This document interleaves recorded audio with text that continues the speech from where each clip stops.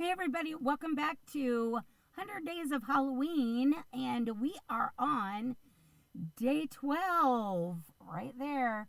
Day 12, can't believe it, this is flying by. So, I do have some new people here, and I've had a couple of them reach out to me with some questions and stuff. So, basically, my 100 Days of Halloween thus far has been revolving around my blanket squares that I am doing in conjunction with Rainee over at the Woolly Llama Shop. If you don't know her, go check her out. She is doing these as well, along with some other awesome Halloween content. And she was talking to me, and she wanted to do a Halloween blanket, but she wanted to do it in bite-sized pieces because of her rigorous work schedule on the weekends, plus her embroidery business and everything else, and it would make it more manageable. I also had been wanting to do a Halloween blanket for the last couple of years, but life events had always gotten in the way. And so when she brought up the bite-sized pieces by doing 6x6 inch squares, I thought, perfect, I can manage that. That is more manageable. So I told her I would join in solidarity, and that way we could help keep each other motivated, help hold each other accountable, and have a lot of fun with it and everything else. She's a little bit more organized because she was putting a lot of thought into this when she was thinking about it before she even brought it up to me, and she was scouring the internet and finding all of these different tutorials and everything, and she's got a whole spreadsheet thing going on, and she's picking numbers at random. I, however, did not have a chance to be that organized with it. So I'm throwing caution to the wind, and whatever I feel like putting on a square that day is what goes on a square. So a lot of them they're a basic granny square 6x6, and I am just finding little Halloween or fallish appliques online. And it might be either a tutorial on YouTube, or it could be somebody's blog. And I try and put the information into the description box. Sometimes it will let me put a link in there, but sometimes it won't.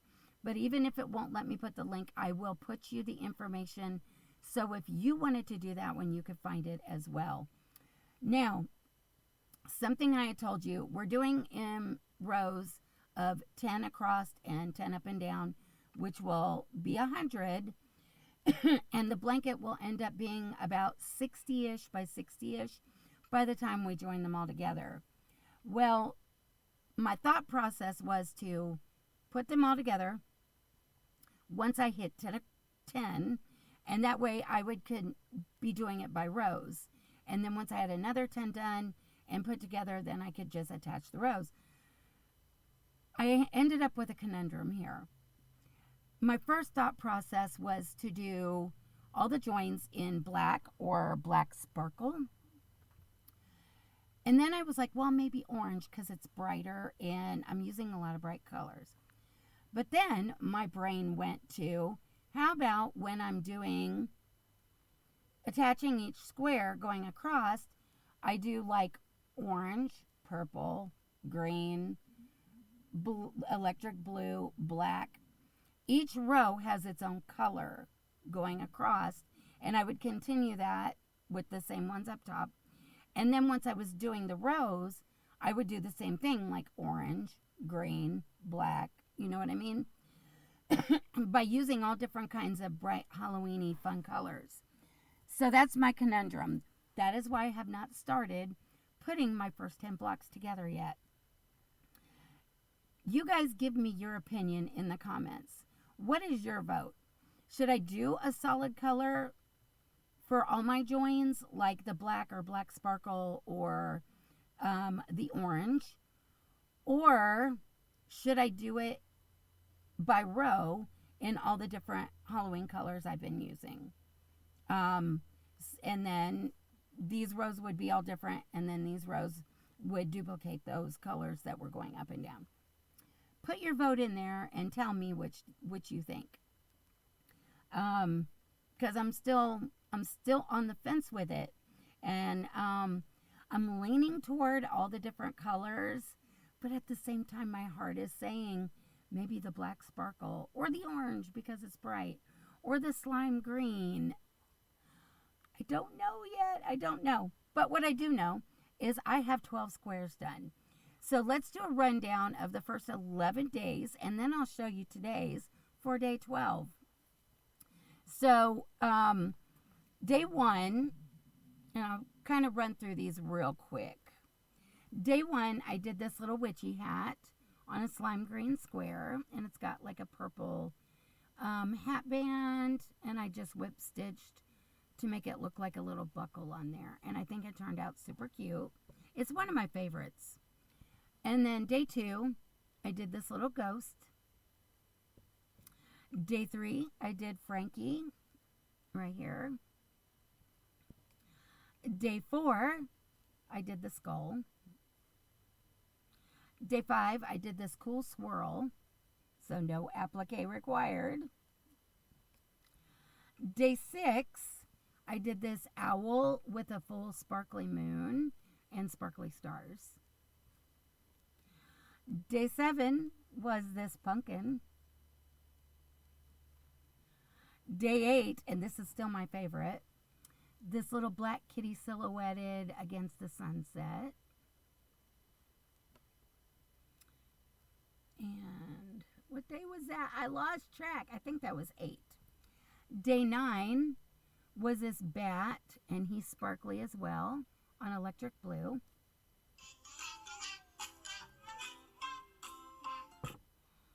And then day 10, I did this cool swirl right here. This pattern I could not link in the description box. I could just tell you where to get it. It is from the Serdar Halloween blanket crochet along. You have to go over to their website and sign up, and every week they are sending you the email information and link for the next parts. This was from week 2 that just released last Wednesday, and I had just gotten my kit. I haven't been able to start it yet because my kit hit roadblocks all the way here. Go figure. So I am running late with that. I don't even know what I'm going to get to start it. But I decided I was going to practice this really cool square with just regular 4-weight yarn and see how well it turned out. And that's this one. So for that day, day 10, I do have the information in there. You would just have to go over to Serdar and sign up for the crochet along. Then yesterday, day 11, I freehanded this little candy corn, and unfortunately none of them are sparkles, and I know, like I said yesterday, these are always so controversial. Every year I see it all the time, people talking about it, and it's whether you love them or you hate them. I personally love them, grew up with them. Eat a candy corn with a peanut and it tastes like a payday. There you go. But anyway, that was day 11. Day 12.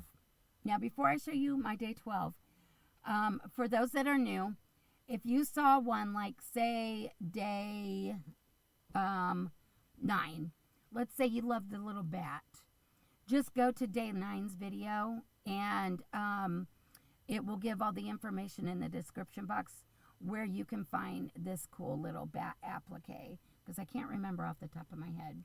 And I'm trying to keep those up to date on where those come from. Some of them will have a link. Some of them will just have the designer and how to find it. And a real quick Google search will get you right there. So for day 12, what did I do? Well, I did it in red, because we haven't done red yet. And I was kind of wanting to do a witch, because we'd already done a little witchy hat.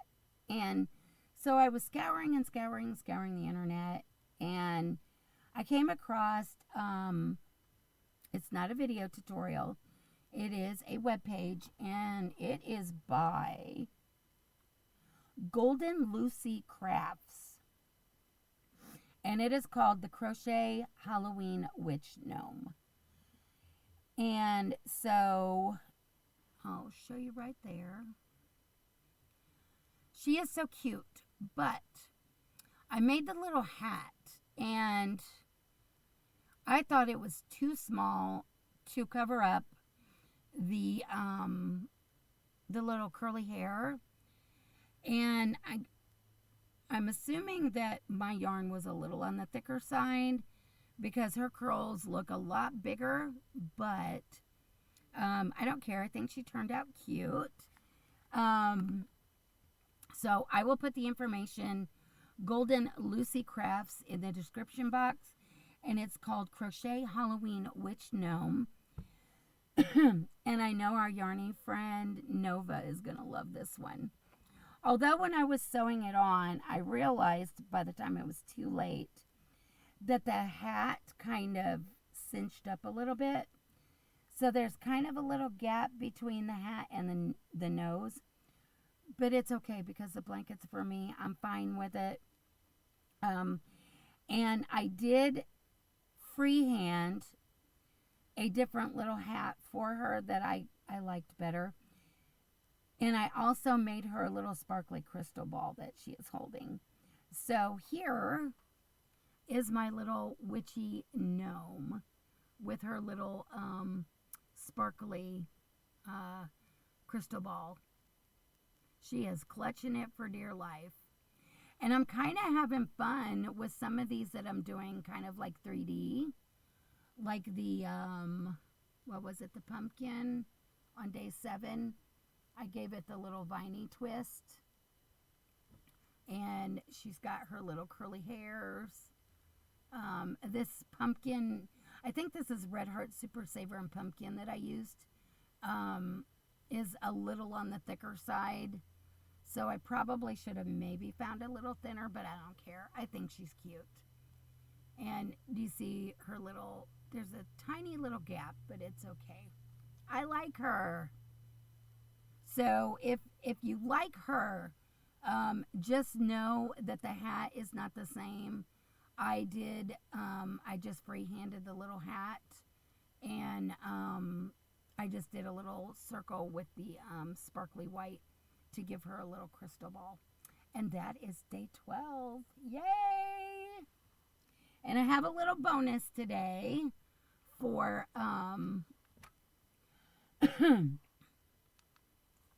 my day 12 video.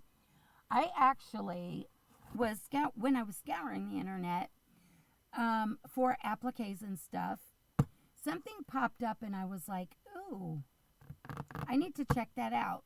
And it led me to the Walmart website. And